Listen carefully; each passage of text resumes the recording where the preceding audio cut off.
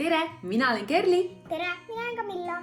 Täna me meisterdame ühe väga vajaliku asja praeguses olukorras, kuna me peame hoidma vahet 2 meetrit nii oma sõprade, naabrite kui ka kõikide teiste tuttavatega, aga tervitada tahaks ju ikka kedagi. Selleks meil on olemas üks tore abivahend. Mis meil vaja on? Meil on vaja selliseid kumme, topsed ja joogipörsi. Ja siis meil on vaja selliseid kummikindaid. No neid kummikindaid praeguses majapidamises peaks igal ühel olema. Ja käärid ka. Aga alustame siis.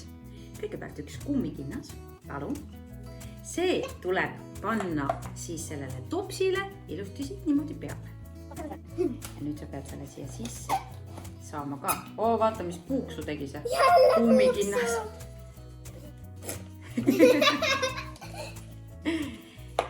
Ja pane sellele nüüd see kumm niimoodi ümber sinna.